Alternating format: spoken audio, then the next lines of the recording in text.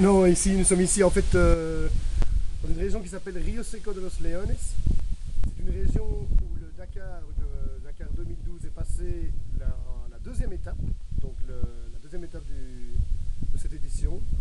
C'est une rivière asséchée et ensuite une série de dunes sur une distance de 70 km. On va vous montrer par après. Je suis ici avec deux familles de puesteros. Les puesteros, ce sont des bergers. Alexio, saludo. Et Cecilia, me olvidé tu nombre. Leo, et vos c'est compliqué tu nombre. Adelina. Ces gens sont ici et vivent ici depuis cuántos años que están viviendo acá? Años, de que yo tenía 4 años. ¿Cuántos tienes ahora? 50. Par exemple, Alexio vit ici depuis 46 ans. Il faut savoir qu'il y a plus ou moins 60 km, il y a environ 100 personnes qui vivent ici. Donc vous pouvez faire le tour. C'est chaque fois donc, des postes de berger avec leur propre potager. Leur principal élevage sont les chèvres. ¿Cuántos cabras tienen ustedes, por ejemplo, señora? 300 cabras. Et vos? Ah, están juntos.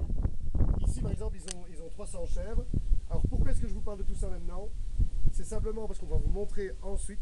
Le Dakar est passé. Il y avait un accord entre l'organisation du Dakar avec le gouvernement de la province de Mendoza, comme quoi le lendemain du Dakar, il repasserait pour réparer les chemins. Ce n'est pas du tout le cas. Ici, dans cette famille, une des 18 familles qui vit dans cette spéciale du Dakar, il faut savoir que eux ont la chance d'avoir un petit 4x4, un vieux pick-up qu'on va vous montrer après. Donc ils arrivent toujours à passer. Mais entre les deux routes asphaltées, il y a plein d'autres familles qui n'ont que des petites voitures, une voiture commune.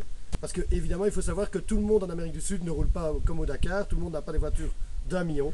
Et ils sont donc calés de maintenant depuis plus de 10 jours, parce qu'ils ne savent pas sortir de chez eux, parce que le passage du Dakar, ils n'ont pas réparé, donc ils n'ont pas tenu leur engagement.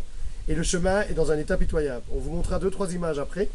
Donc ici, vous avez une famille et ça représente l'équivalent de 18 autres familles qui vivent en autarcie complète, mais de nos jours ont besoin d'aller vendre leurs chèvres, leur fromage de chèvre. Et actuellement, ils sont obligés de s'arranger entre eux, simplement parce que le Dakar est passé, sans leur demander leurs droits, alors qu'ils sont ici depuis plus de 20 ans, loi d'Argentine, donc cette terre leur appartient, et on vient leur foutre en l'air leur chemin, sans leur demander leur reste. Voilà le témoignage que je voulais signaler. Nous sommes aujourd'hui le 13 janvier 2012. Je suis particulièrement aussi un fan de tout ce qui est sport moteur, mais qui ne respectent pas leur engagement. C'est un irrespect des personnes qui, eux, vivent ici depuis de longues années. Voilà. Je vais aller vous montrer après donc, un des exemples du désastre que le Dakar a fait. Merci.